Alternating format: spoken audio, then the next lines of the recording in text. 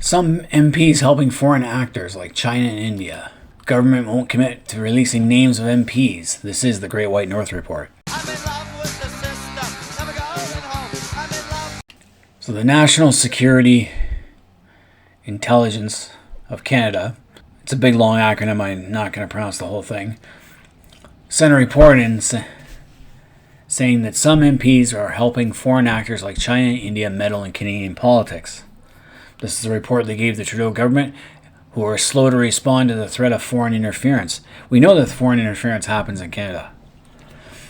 And already when they mention China and India, who the hell would be amazed? Why is anyone surprised? Look at the number of immigrants from mainland China and India that we've taken in over the past 2 decades. It's no wonder there's meddling. This is the failure. This can be seen as a failure of multiculturalism, and we only have the Trudeaus to blame for that. Pierre Trudeau was the one who first opened up Canada's doors wide open, back in the 70s, early 80s, because Pierre thought it was a way to break the nationalism of the English and the French. So Pierre sowed the seeds for the destruction of Canadian nationalism. Justin is doing the same thing. He's going with multiculturalism and diversity, which destroys Canadian nationalism. That's why people like Sir John A. Macdonald get cancelled. Anything seen as positive in Canadian society is seen as bad by the diverse group. We have to cater to every diversity now, instead of them being assimilating and adopting to an actual Canadian lifestyle. That's what got Don Cherry cancelled. Don Cherry was very much a patriot, a nationalist, a Canadian in the pure essence, but because Trudeau emphasizes diversity and how everyone is different and how we should embrace all of it, he destroyed the Canadian identity. One only has to go to Toronto to see that. So this shocking news report from one of Canada's intelligence watchdogs suggests some parliamentarians are wittingly helping foreign governments like China and India meddle in Canadian politics. Now, China and India, as well as many other countries, have lobbyists within Canada itself that seek to influence Canada in certain ways, mostly usually trade. The National Security and Intelligence Committee of Parliamentarians, which is made up of MPs and senators from across the political spectrum, was asked last year to investigate allegations of foreign interference in Canadian elections. We're still going on with this. The Special Rapporteur, David Johnston, was a complete failure on this one. Their heavily redacted report tabled in the House of Commons on Monday pointed to particularly concerning behaviors by some parliamentarians. Some elected officials began wittily assisting foreign state actors soon after their election. And these MPs worked to influence their colleagues on India's behalf and proactively provided confidential information to Indian officials. Then we got this Sikh activist who got murdered, probably on the orders of the Indian government. I am not in favor of any Sikh independence movement in India, nor do I suppose the fact that if Sikhs are living here in Canada, they shouldn't be promoting Sikh independence. So based on the Canadian Security Intelligence Services information shared, a then member of Parliament maintained a relationship with a foreign intelligence officer. The officer's country of origin was not included in public reports. MP sought to arrange a meeting in a foreign state with a senior intelligence official and also proactively provide an intelligence officer with information provided in confidence. Report said China believes it has a quid pro quo relationship with some MPs who will engage with the Chinese Communist Party in exchange for Beijing mobilizing its vast networks in their favor. So obviously some MPs are hoping to get rich doing business in China in exchange for information and to nudge Canadian politics in a way favorable to Beijing. I think the Kovrig-Spavor fiasco pushed that way off, and I don't think Canadians should ever forget. But of course, Trudeau is such a pansy and loves the Chinese. So these MPs communicated frequently with foreign missions before or during a political campaign to obtain support from community groups or businesses to be mobilized by diplomatic missions. So the Chinese are great at mobilizing the overseas Chinese. They will intimidate, harass, pour money into, buy ads in newspapers or buy spaces in newspapers to support who they want in the Chinese newspapers. They will influence the families back home to influence their families here in Canada. It's nothing new. These MPs also accepted knowingly through willful blindness funds or benefits from foreign missions or their proxies, which have been layered or otherwise disguised to conceal their source. Again, you could easily look at China. India, I wouldn't be surprised either. There are so many Indians in Canada right now that they are a substantial voting bloc, and they all have ties to back home. Provided foreign diplomatic officials with privileged information on the work or opinions of fellow parliamentarians, knowing that such information will be used by those officials to inappropriately pressure parliamentarians to change their positions. So again, telling the Chinese or Indians what their colleagues think, so that those two individuals, so that China and India can pressure that MP to change their course. China is great at doing that. Responding to the request or directions of foreign officials to improperly influence parliamentary colleagues or in parliamentary business to the advantage of a foreign state. Again, everyone talks about Russian interference. Russia has no bone of contention in this field in Canada, especially in Canada. We might have some Russian mafia in Canada, as well as the States, but as far as Russian foreign interference, it's a non-thing. I think that was more of a Clinton fear tactic, saying that Trump was in bed with the Russians. So it goes on to say they have been involved in illegal activity but are unlikely to end in criminal charges owing to Canada's failure to address the long-standing issue of protecting classified information and methods in judicial processes. The Canadian politics is an open book for foreign actors who are experienced in this kind of thing. To the Communist Party of China, politics is in everything. Everything becomes political. So we got deeply unethical behaviors, and the committee would submit, contrary to the oaths and affirmations parliamentarians take to conduct themselves in the best interest of Canada. No surprise there. Now, they're also blaming the Trudeau government's slow response to Syria's failure. Trudeau never took anything seriously. Trudeau just loves to sit in front of crowds and get the adulation of the crowd. He got elected because he was a new, young face with an old name, and women got wet and weak between the knees. And many recent arrivals to Canada also voted Liberal because that's where the free handouts come. Not so much the NDP. The NDP would raise taxes drastically more than the Liberals have.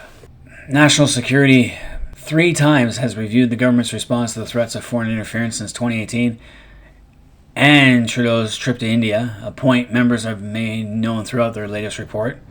Given the risk posed by foreign interference to Canada's national security, the committee expected the government to act. It was slow to do so. In other words, it didn't act and didn't stop anything. This delay contributed in part to the crisis in which the government found itself in late 2020 and early 2023. Canada's Security Intelligence Committee has been held back by outmoded tools and legislation, meaning we don't put any money into it, and we refuse to change our laws to make penalties stiffer. Report points out that Canadian Security Intelligence Service has been unable to share salient information with players outside the federal government, such as parliamentarians and other orders of government, which means there are few meaningful deterrents to foreign states and their Canada-based proxies to conduct interference activities. Well, first of all, cut back student visas. China readily mobilizes their students to stage protests or break up protests in their favor. Saw that lots of times during the pandemic and during before the Kovrix-Bavor period. India is the same way. They can easily mobilize their students. The Middle East, Iran, can mobilize the Muslim students to protest in support of pro-Hamas. We see it right now, foreign interference. Who is paying for these protesters to sit on their ass all day and supply them with all the signs and slogans? And must be the richest kids in the world. Who is supplying the money? So Public Safety Minister Dominic Blanc said the government looked at the report and disagreed with elements of the report. The National Security Council made 6 recommendations aimed at the federal government. It calls on Ottawa to update the CSIS Act to develop consistent definitions and thresholds for action on foreign interference and to start reporting annually on briefings for parliamentarians on foreign interference. The way political parties conduct nomination races and leadership contests needs to be revisited. Serious dialogue with other parties to say how we can up our game at our own parties and it's time for Elections Canada to run these nomination processes. Tighten this up. Transparency with fair rules, common practice, age, residency, identification, all these things that we've surfaced in our case studies that we have looked at this. Conflict of Interest Acts to capture foreign interference. So it keeps going on and on and on. So what does the government do? The government won't commit to releasing names of MPs who allegedly conspire with foreign actors. Liberals will conduct an internal follow-up on meddling claims, which means they'll hide it. It'll be behind closed doors. There'll be no transparency, because the Liberals know this will shock them. This might end it will end ugly for them. It's already not looking good for them. Police investigations into the allegations, the minister said, and details could eventually be released as part of the process. So the police are going to look into it, get the RCMP involved. The Liberals are scared because if they release these names, and if the majority of them are Liberal, then they're going to lose. This will be very damaging in the next election. The Liberals know this. This is already damaging enough. And we have unnamed parliamentarians, MPs, and senators. I imagine it's in both. Failed in their duty to conduct themselves in the best interest of the country. I wouldn't be surprised if some MPs got a little rich on this. You know, when you throw a boatload of money at an MP to change their course, it's going to happen. Bribery is a common practice in places like China and India. Corruption. Deputy Prime Minister Chrystia Freeland told reporters Tuesday the government takes the threat of foreign interference very seriously, and the country cannot be naive about authoritarian government seeking to undermine our democracy. Again, she's doing the typical, yeah, we take it seriously, but we never did take it seriously because we won the election. We get to stay in power. So they're trying to sweep it under the rug by, saying we take it seriously, but they haven't done anything. She made no comment when asked if she could guarantee the Liberals will eject from their caucus any parliamentarian found to have engaged in the activities cited in the report. So they know the names, they just don't want to release them. She pointed to the new government legislation, Bill C-70, that would create a foreign agent registry to compel people working on behalf of foreign governments to report their dealings. A lot of people will probably not do that, not register, because why would you want your dealings made public or let the government aware if you're dealing something stupid? Press to say she thinks Canadians should know who is supposedly working to undermine the country before the next election. Freeland said she trusts police to do their work. So obviously she knows she's not going to say anything that's going to damage the Liberals in the next election, because it could very well be her in the next election running. She's been groomed to replace Trudeau, and it's not looking good for her right now. Trudeau right now is clinging to power using the NDP, and he's not going to want to rock the ship until the next election. So Freeland then switched to French. The allegations of foreign interference are a matter of national interest and national security. As a political party, we will do internal follow-up. Well, what internal follow-up? You're going to can the ones who are responsible, or just give them a slap on the wrist? Public Safety Minister Dominic LeBlanc sidestepped the question when asked, and he's not going to answer questions directly. So it makes the Liberals look bad, and it makes them look guilty. But there's also China and India also allegedly interfered in conservative leadership races.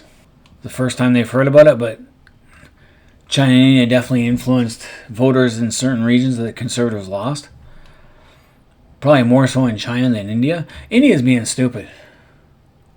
Personally, China is the next great enemy of the Western democratic world. It has replaced Russia as the enemy to be watchful for. Russia is mired in a useless war in Ukraine that it can't get out of. It can't back down and can't get out of. As long as we keep giving weapons to the Ukrainians and there's a Ukrainian to fight, it's going to continue to drag on and on and on. And it's going to waste Russian resources and manpower to a point where they'll be exhausted. China has overtaken Russia over the last 30 years. And now China has reverted back to its Maoist type ideology and has become the new Cold War is centered on China. India, which has a border with China and there are clashes, would want Canada as a natural ally. Why would you want to piss off Canada, who would naturally align with you, being both a democratically elected governments, former British colonies, and where there's lots of Indian people living in Canada? Why would you want to piss off Canada when you might need them to help you in a war with China? Doesn't make any sense. I think the Indians are really worried about the Sikh activists independence activists that are here in Canada. That's really got them rattled. I don't know why. Where they went into assassinating one of those Khalistani activists, which was totally unnecessary. As long as the guy was in Canada, he was totally useless. But again, if this Sikh activist wants an independent Sikh homeland, let him go back to Khalistan and try and fight for it. He's not willing to fight, and that's the problem with a lot of these guys. They're not willing to fight and give up their lives for what they believe in. Want other people to die. That's the problem with Hamas. A lot of these organizations, they want their followers to die for them, but not them. Heaven forbid they die. Pele Vieira's campaign received no notice of interference in his race and has no awareness of what is referenced. To buy a Conservative Party membership, people had to pay by personal credit card, personal check, or personal bank draft. She said cash and prepaid credit cards could not be used. So in order to become a CP member, you had to pay your dues so that they were known. So this foreign interference inquiry is not going to go away anytime soon. It's going to become a big issue during the next election. And it definitely casts a shadow on the Trudeau legacy. One way to get rid of this foreign interference is simply stop immigrating directly from India and mainland China, and stop letting the international students come here from those two countries. That'll definitely put a crimp in any foreign interference. So as far as these MPs helping foreign actors like China and India, they should be arrested, put in prison, put on trial. If found guilty, they should be stripped of all titles, stripped of their pension, and serve jail time. Lose everything. But I see this as a failure of our multiculturalism, diverseness that Canada has become. The panderverse. And it's time to get back to nationalism. Proud to be Canadian. Any Canadians out there, let me know what you guys think in the comment section. Until next time, this has been the Grey White North Report.